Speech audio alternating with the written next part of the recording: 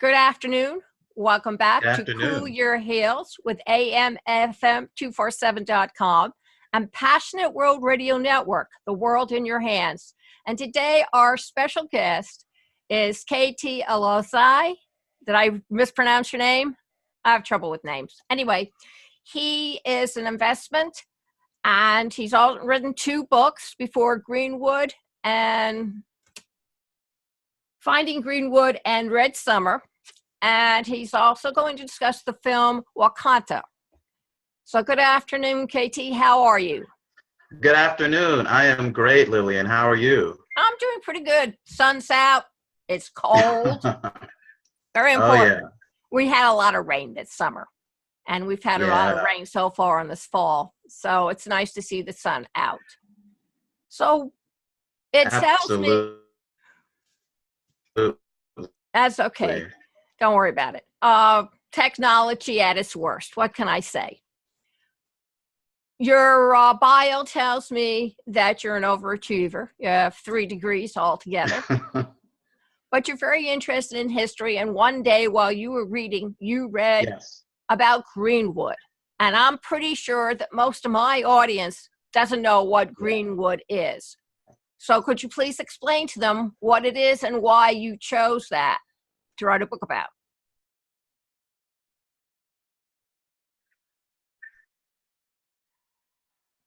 Sure. Well, Greenwood was this small district within the city of Tulsa. It was founded by African Americans during the Jim Crow era, and due to segregation, they couldn't integrate with white residential or business communities, and so they essentially created their own. And so it was a very thriving, prosperous district in the late 19 teens, early 1920s, and there were Black law firms and hospitals and schools, and you had this very self-sufficient insular community that did business together, where the Black dollar circulated within the community something like 40 times or so, whereas today it's less than than 1 time. And I think today I was surprised that I'd never heard of it. And the reason I wrote the book was, if I'd never heard of it with my 3 degrees, I'm pretty sure that most Americans really to build awareness of this community, because I think it addresses the narrative that we're told about ourselves, not just African Americans, but Americans.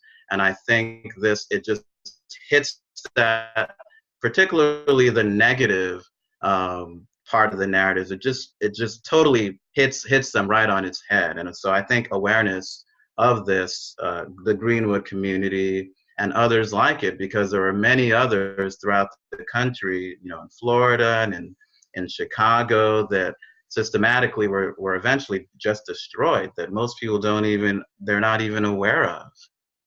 I tend to agree with you. They remind me of the different, I would say, communities that were established in the port cities like New York and Chicago, where when the immigrants came Mhm. over, they were not Mhm. allowed to intermingle with the rest of the city. So they were kept to one neighborhood where they developed their own businesses, their own way of speaking, their own way of doing business.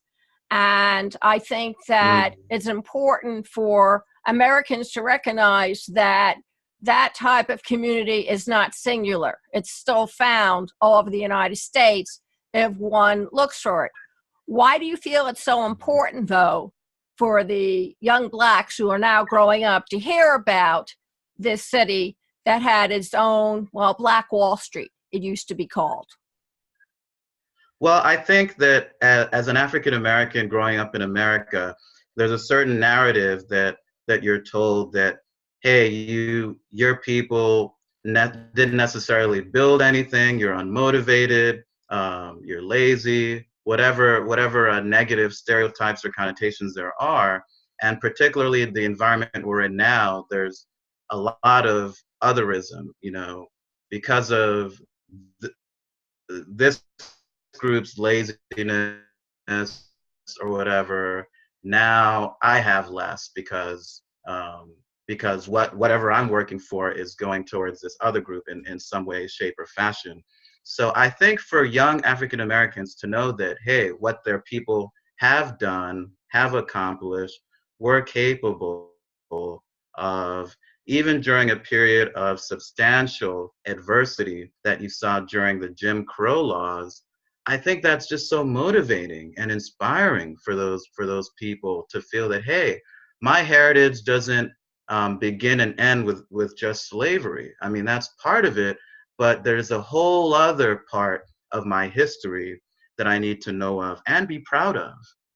I agree. I think that this country is still very much racially divided, even though the Jim Crow laws supposedly are off the books and not supposed to be used anymore. All you need to do is go down south and see all the Confederate flags still waving in the breeze. They're up here too. People proudly tie them to the back of their trucks and you see them waving in the breeze. And I don't understand how they can keep on circulating these flags on a country that was defeated in war.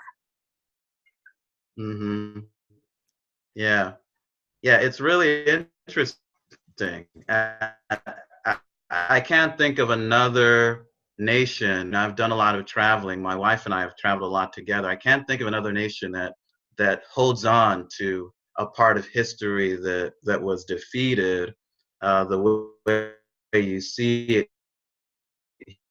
here with Americans who've had, relatives that fought in the Confederate War, for the Confederacy, and I understand that. But I just find it fascinating how today, over 100 years later, that you have such a big part of our country that still holds on so tightly to that. Why do you feel, or help explain why, when the film came out about the Black Panther, and they have a mythical country called Wakanda, and everybody was so surprised to see how these people managed without white people, and your skin was darkened by the sun. That's your history, but you're still humans. I have trouble with this. I say, oh, look at that. They can add, they can subtract. They have great banking investment. They look at him. He's a superhero. How cool is that? Yeah. And then when you take it into the real world, it's like, well, it's amazing they can get that far. So how do you explain to people why they can look at a film like Wakanda and then come back and say these absurdities? It's going to take, I mean, I loved Black Panther. I think it was a great film, a lot of great messages and themes. It's going to take more than one film to undo, I think, the programming, I'll use that word, that we as Americans get. We've had our whole lives. I mean, whatever you look like, there's a certain narrative that you get going to school here that starts very, very early. And media is very powerful. So before Black Panther, just think of all the negative images that have been in film, in TV, as far as its, media portrayal of people of color in general, whether that's African Americans, Asians, Native Americans, Latin Americans. And so a lot of things, when I talk to people, one thing that's interesting is it's so conditioned and so ingrained and so structural that they don't realize that these are opinions or stereotypes. They speak to these things like they're fact, because it's just it's so pervasive. And so you think of the hundreds of years of conditioning, it's going to take probably at least that amount of time just to balance that or neutralize that messaging that we've gotten this whole time. If you had the opportunity to go and teach a history course, for example, how would you explain the invasion by the Europeans, the Spanish, the French, the English, to name a few, who came to this country and conquered it? How would you produce it in such a way that this conditioning would not be recycled?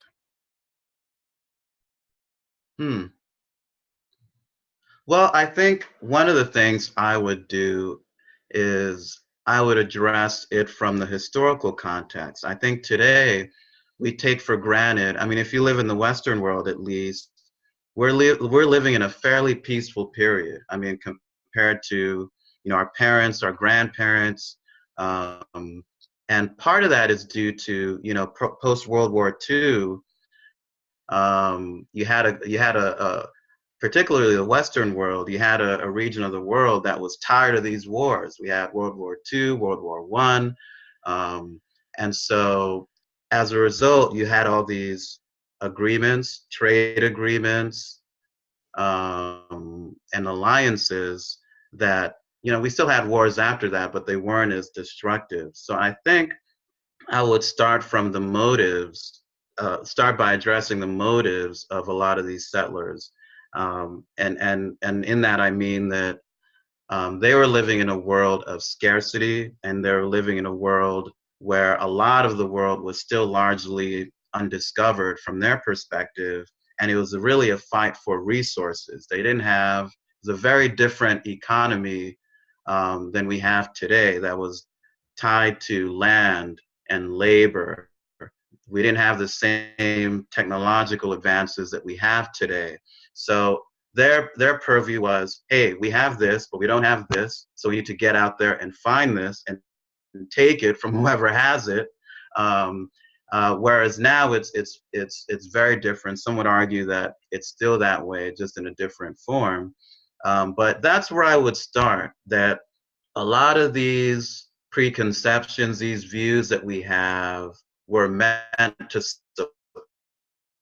support a certain objective, which was really resources at the end of the day. And so you think of even slavery. Slavery was about having people work so that you could produce and trade and build an economy. And so, but then the question ends up being, if these are people and they're equal to you and me, well, then why are they slaves and we're not? Well, here's evidence that they're not like you and me. And so this narrative starts. So I think that's where I would start, and just address the historical context, and I'd go from there. I tend to agree with you that the mindset of the people who came over here were looking for new resources because they had stripped everything pretty much from Europe. And they weren't involved yet with China or Japan or some of the most northern type Asian countries. So they were coming overseas to see if they could replenish the resources that they had managed to use up. And I think, That's right. too, their religion made them feel superior to other people as the more advanced civilization. And I don't think it really started getting more personal than that until they started bringing over people who were indentured, or for people who couldn't afford to pay their passage, so they paid in other ways. And they don't talk about that, or how people were bonded to other people because they did not have the wealth that the people who the colonists had to come over with. And nobody ever discusses that. And nobody ever discusses the fact that resources were a major item as to why they came over, and that their mindset was war. If you take a look at all the European wars, and they were always getting it to acquire more land, to steal the gold or silver that somebody else's have. And their mindset was no different from when they came over here. And then they just sort of corrupted it to make themselves feel less guilty, because I think some of them knew it was wrong. I cannot believe that they did not, some of them didn't guess. I mean, when you take a look at Jefferson, for example, who was a bigot, well, we would say he's a bigot now, but when he wrote down that we should be free from England, but it was okay from own a slave. Really? So the whole mental set of these folks were a lot different than it is today. And I think the kids need to be taught that. Yeah, absolutely. And I think certainly today it's maybe less about resources and more about power. Um, you know, if you can buy into and sell these narrative of this job, these types of jobs, they don't deserve these spots in these universities. Um, then you can, I think, justify in your own mind that, hey, um, more of those spots should go to people that look like me because we're harder working, because we deserve it, or we have better values. So it's a different version of the same thing that you see today, but it's still about resources in a way, I guess, more financial resources and I guess opportunities. Um, but you still see some of the same patterns manifest differently today. I think it's about wealth and who can own it and who's going to serve you. I was talking to a Mhm. professor and he says this is the way it's going to shape up in the States. You're going to have the wealthy and then you're going to have the people who serve them. And it's not going to be any middle class at all. And that's pretty Yeah. scary. It it is. I mean, you've seen it over and over again in history. Anytime you have a, an extreme wealth divide, World War to the late 70s, we had a narrowing wealth divide due to policies, and then from the early 80s onward, you just saw it flip, and you saw the wealth gap grow and grow and grow, and it's not sustainable. I mean, if we just have very wealthy and very poor, you eventually get some of the things that we're starting to see now: populism, otherism, um, and eventually you get protests and rioting and crime. And so we definitely have to address that. That's a big deal that we're not talking enough about, in my opinion. Oh, I agree with you. KT, please tell everybody about your website. Been over there. It's a very interesting place. Tell everybody where they can find you, where they can find your books, anything upcoming you want them to know about. Sure. Um, you can find my website is www.blackwallstreetbooks.com, and there you'll find some information on my books, a little bit of summary of the story, links to where you can buy the books. They're available on Amazon and BarnesandNobles.com and Borders.com. And you can also send me a message if you want to email me or contact me. There's a contact us section on the website where you can send me a note as well. Great. And before we go away and close down the program, Ambrose Pierce from the Devil's Dictionary in 1906 said this: kleptomania, a rich thief. Thank you very much for listening and viewing. I hope you can join us. This video will be seen at amfm247.com next Tuesday evening from 8 to 9 p.m. on Cool Your Heels with Lillian Caldwell. You'll see it on Facebook.com/Passionate World Radio and PWRN Network LLC. You'll see it on YouTube.com/PWR Network. And of course, you'll see it on our two websites, the old one, PassionateWorldRadioNetwork.com, and the new one, PassionateWorldTalkRadio.com. So please tune in and watch this. The books are very interesting, and you need to take the time to read them. Thank you all very much for listening. And remember, please keep listening. Thank you.